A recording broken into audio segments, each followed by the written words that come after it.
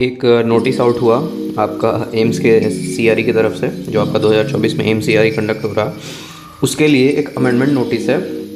कुछ बदलाव किए गए हैं कुछ पोस्ट्स में। तो एक्चुअली एक भाई ने अभी मैसेज करके पूछा था कि इसमें क्या होगा, तो आई थॉट कि एक एक करके बताने से बढ़िया कि एक वीडियो बना के डाल दूँ, जिससे कि सभी लोगों को आइडिया हो जाए कि क्या हो सकता है आगे। चेंजेस क्या हैं, अगर मोटा मोटा बात करूँ मैं, तो आपका एक स्किल टेस्ट ऐड हुआ है आपका ग्रुप 2 वाले पोस्ट में, जिसमें आपको AA, JO, ऑफिस असिस्टेंट और एग्जीक्यूटिव असिस्टेंट इस तरीके के पोस्ट हैं, जिसमें उसमें आपको स्किल टेस्ट हुआ है। कुछ पोस्ट जो हैं उनके सिलेबस में चेंज आया है।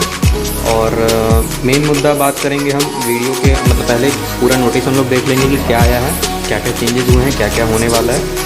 एंड में हम लोग बात करेंगे कि स्किल टेस्ट में आखिर आपका क्या हो सकता है। ठीक है, उनकी तरफ से कुछ आया नहीं तो हम पॉसिबिलिटीज़ पे बात करेंगे, जो कि मेरे हद तक 90% वो एक्यूरेट हो सकता है, 10% में फिर भी डाउट है।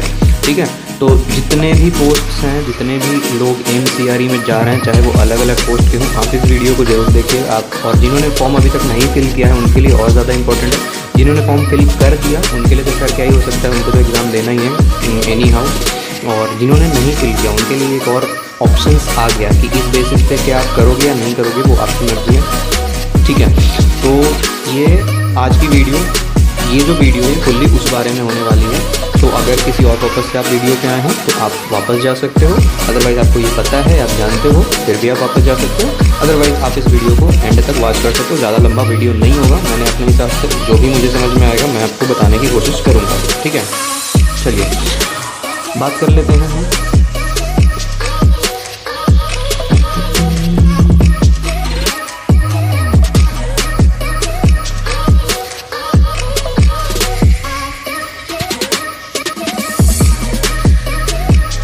इसको हटा देते हैं।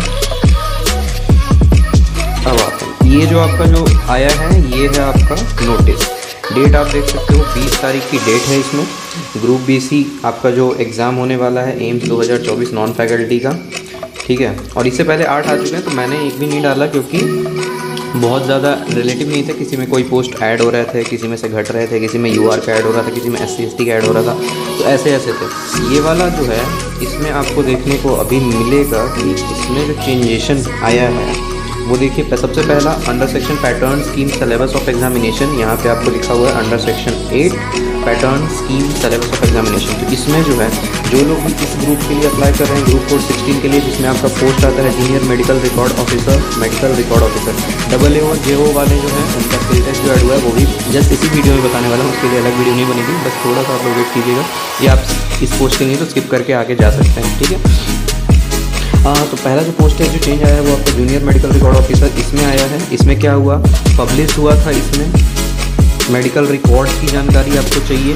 ठीक है, सिलेबस स्कीम और जो भी पैटर्न था, अब इसको ये चेंज करके क्या किया गया है, मास कम्युनिकेशन किया गया, और journalism, hospital administration and public relation. ठीक है, तो इसके लिए मैं साथ साथ एक भी और बताता चलूँगा कि इसमें जो आपको चाहिए होगा, this part hospital administration and public relations I have, तो उसके लिए आप जो लोग इस पोस्ट के लिए होंगे वो कंसल्ट कर सकते हैं डिस्क्रिप्शन बॉक्स से।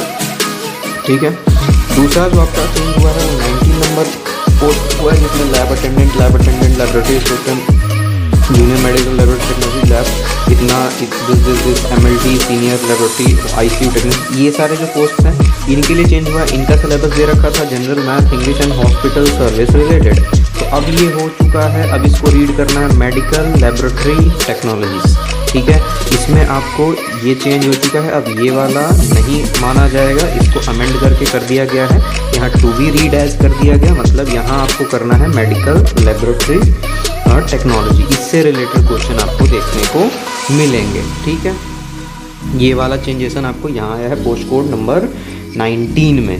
ठीक, अब जो आया यहाँ पे आपको पोस्ट कोड नंबर 40, अब 40 में क्या आया आपको, जो है फायर टेक्नीशियन, सिक्योरिटी कम फायर असिस्टेंट, सिक्योरिटी कम फायर जामदार, इनका जो दिया गया था जनरल मैथ और इंग्लिश दिया गया था, जो कि अब चेंज हो जाएगा। मैथ और इंग्लिश तो यहाँ रहेगा ही रहेगा, साथ में आपको फायर सेफ्टी और सिक्योरिटी का क्वेश्चन भी देखने को मिलेगा।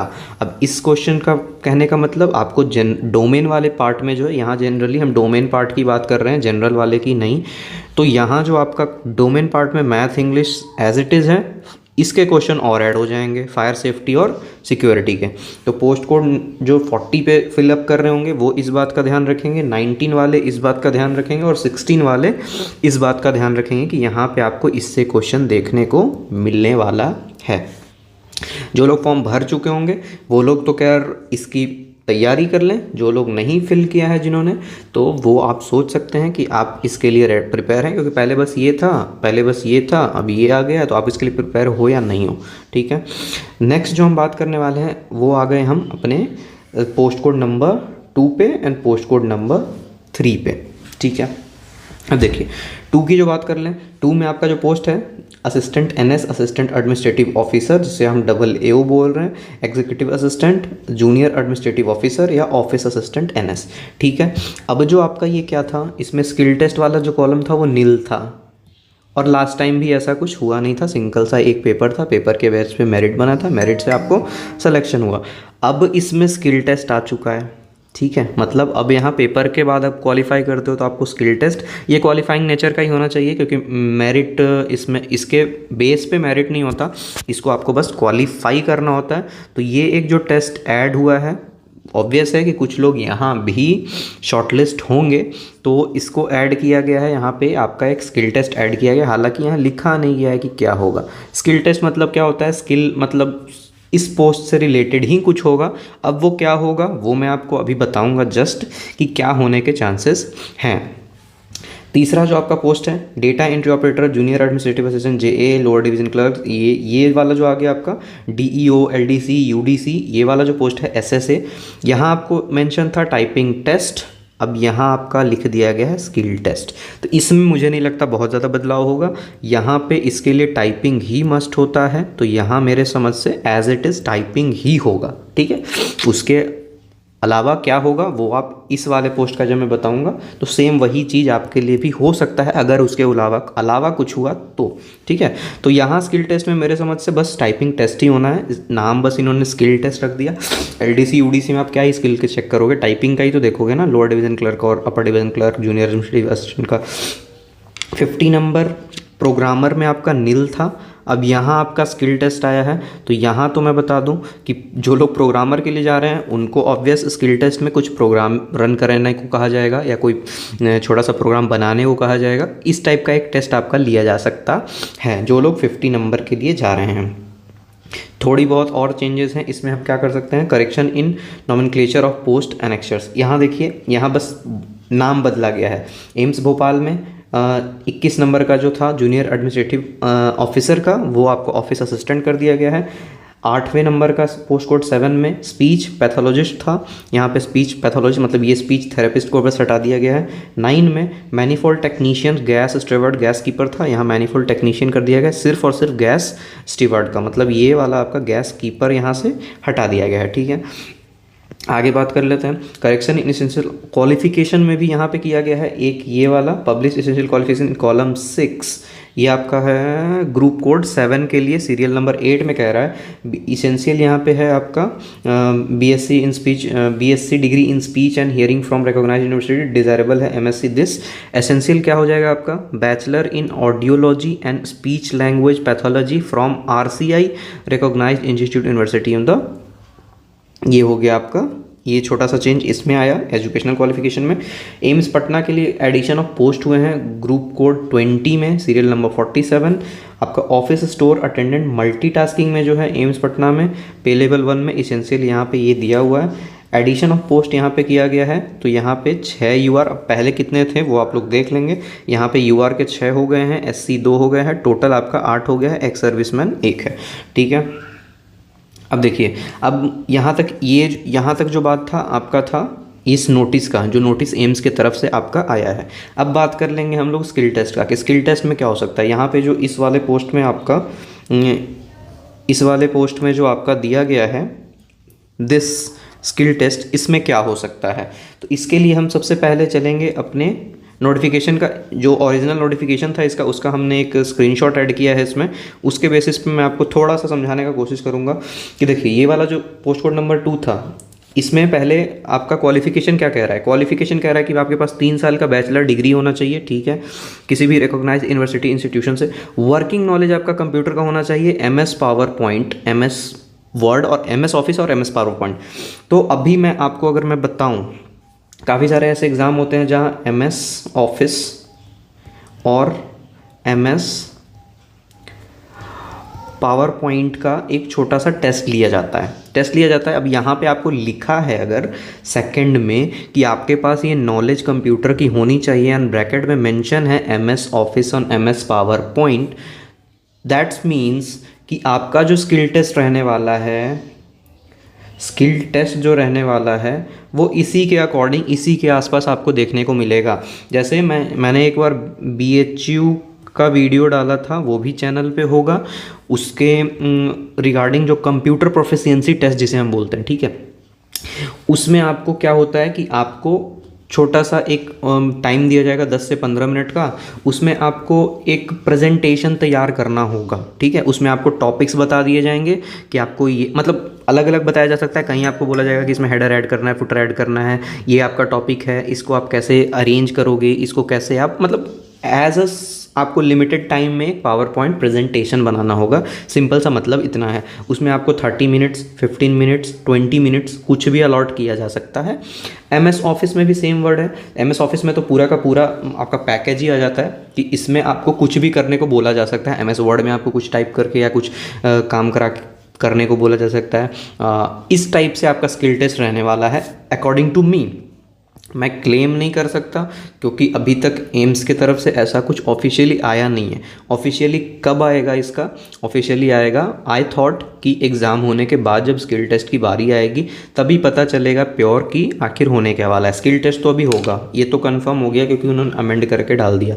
स्किल टेस्ट में एज़ पर मी यही चीज़ होने वाली है कि MS ऑफिस और MS पावर पॉइंट के इर्द गिर्द आपका टेस्ट जो है वो घूमने वाला है। इसी के अकॉर्डिंग या तो आपको प्रेजेंटेशन बनाने के लिए दिया जाएगा या आपको एक लेटर टाइप करने को बोला जाएगा, एप्लीकेशन, मतलब जो ऑफिशियल वर्क होते हैं ना, जो ऑफिशियल वर्क होते हैं उसमें आपको ये सब करने की ज़रूरत पड़ेगी। तो उन्हीं सब का प्रोफिशिएंसी आपका टेस्ट किया जाएगा कि भाई बंदा कैपेबल है एक प्रेजेंटेशन बनाने में। दिस टाइम मतलब जो टाइम आपको दिया जाएगा उसमें, उसके अकॉर्डिंग आपका एक वहाँ मार्किंग रहेगा, आपको क्वालिफाई करना होगा आपको सिलेक्शन लेने के लिए। तो ये हो गया स्किल टेस्ट का। तो ये तो बातें हो गई, ये मैंने बस असिस्टेंट का ऐड किया, असिस्टेंट एक स्क्रीनशॉट मैंने ऐड किया। अब हम लोग चल लेते हैं एक बार पूरी के पूरे नोटिफिकेशन पे चल लेते हैं। उसमें AAO भी है, ऑफिस असिस्टेंट में भी है, उसके यहाँ पे क्या लिखा हुआ है उस अकॉर्डिंग भी एक बार बात कर लेते हैं। तो 1 सेकेंड मैं वहाँ पर जाके आपको अब देखिए हम लोग फॉर्म पे आ चुके हैं। यहाँ हम लोग देख पा रहे हैं कि असिस्टेंट एडमिनिस्ट्रेटिव ऑफिसर है, ठीक है। यहाँ पे आपका जो क्वालिफिकेशन बोल रहा है, यहाँ पे आपका तो एजुकेशनल डिग्री आपका होना चाहिए बस और बस बैचलर्स का। साथ में डिज़रेबल आपको जो बोला है वो MBA PG diploma management from recognised university, ये तो डिज़रेबल मतलब आपके पास ऐसा नहीं है कि इसके बिना आप दे ही नहीं सकते। एक एसेंशियल होता है जो आपको बिल्कुल चाहिए, डिज़रेबल मतलब आप लोग सब जानते होंगे। सेकंड जो आपको knowledge of government rules regulation पता होने चाहिए इस केस में। और तीसरा जो आप देख पा रहे होगे प्रोफिशिएंसी इन कंप्यूटर्स है। तो यहाँ भी एक छोटा सा पॉइंट तो दे ही रखा है। तो प्रोफिशिएंसी इन कंप्यूटर्स का सिंपल सा मतलब वही होगा। मैं इस बेसिस पे बता रहा हूँ क्योंकि काफ़ी सारे इंस्टीट्यूट्स और काफ़ी सारे एग्ज़ाम्स जो इस बेसिस पे हुए हैं वहाँ पहले क्या हुआ है, अगर ये इस टाइप में स्किल टेस्ट आता है तो वहाँ क्या हुआ है उस बेसिस पे मैं बता रहा हूँ। चाहे तो आप चैनल पे एक देख सकते हो, नीचे मिलेगा आपको वीडियो, BHU करके बनारस हिंदू यूनिवर्सिटी का, वहाँ भी असिस्टेंट या कुछ का पोस्ट निकला था, वहाँ स्किल टेस्ट ऐसा था, उस रिगार्डिंग मैंने पूरा सब कुछ बता रखा है। तो वो आप लोग उसको वहाँ से देख सकते हो, ठीक है। तो प्रोफिशिएंसी इन कंप्यूटर्स का सिंपल सा मतलब मेरे समझ से तो वही आता है कि आपका MS ऑफिस और MS पावर पॉइंट से रिलेटेड एक टेस्ट होने वाला है, उसके लिए आप लोग प्रिपेयर रहिएगा, ठीक है। अब एक और आपका ऑफिस असिस्टेंट बच गया ना। असिस्टेंट देख लिया हमने और ऑफिस असिस्टेंट देख लिया, AAO देख लिया। हम देखेंगे अब असिस्टेंट, एग्जीक्यूटिव असिस्टेंट की भी बात कर लेते हैं। एग्जीक्यूटिव असिस्टेंट में भी आपका दिया गया है प्रोफिशिएंसी इन कंप्यूटर्स, ठीक है, वहाँ से भी वही समझ में आता है हमें। और JAO में भी आपका प्रोफिशिएंसी इन कंप्यूटर्स है। तो एज सच ऐसा कुछ बहुत ज़्यादा नया बात नहीं हो गया, लेकिन इन्होंने जो लिख रखा था, स्किल टेस्ट अभी नहीं लिखा था, बट स्किल टेस्ट ऐड कर दिया कि उसकी भी आपकी एक टेस्ट होगी कि आप कंप्यूटर्स में, अभी बस इन्होंने लिख रखा था कि आपके पास होना चाहिए, आप कह के जा रहे हो कि है मेरे पास, मुझे आता है या मुझे नहीं आता, बट अब जो है ये मैंडेटरी हो गया कि आपको एक टेस्ट देना होगा। और जहाँ तक जैसे कि मैंने कहा कि मुझे लगता है यही चीज़ होने वाला है, एम एस ऑफिस और MS पावर पॉइंट, इन सब चीज़ों के टेस्ट आपका लिया जाएगा स्किल टेस्ट में, ठीक है। तो और जैसे कि मैंने कहा, आप BHU वाली वीडियो देख सकते हो, कंप्यूटर प्रोफिशिएंसी टेस्ट करके एक वीडियो होगा, BHU कंप्यूटर प्रोफिशिएंसी टेस्ट। चाहो तो मैं इसका एक अलग सा वीडियो भी बना दूंगा, अगर इच्छा होगी, आप लोग इस वीडियो के नीचे कमेंट करोगे तो, ठीक है।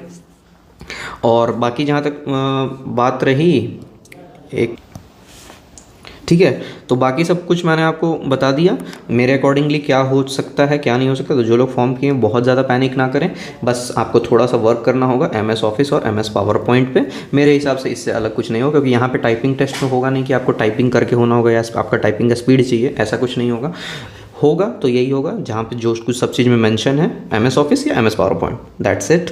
और जिन लोग का सिलेबस में थोड़ा बहुत चेंज हुआ है वो अपने अकॉर्डिंगली देख लेंगे। बाकी स्किल टेस्ट में ये आपका हो सकता है, ठीक है, क्योंकि working knowledge of computer MS office आपका ये मांग रहा है, तो यही होना चाहिए, ठीक है। आई होप सही लगा होगा। इसी तरह का इन्फॉर्मेटिव और जो हमारा क्लासेस चल रहे हैं वो तो चलेंगे ही, MCQs वाले क्वेश्चन वाले वीडियो चलेंगे ही। तो अगर सही लग रहा होगा तो लाइक शेयर सब्सक्राइब, ठीक है। फिर मिलेंगे अगले वीडियो।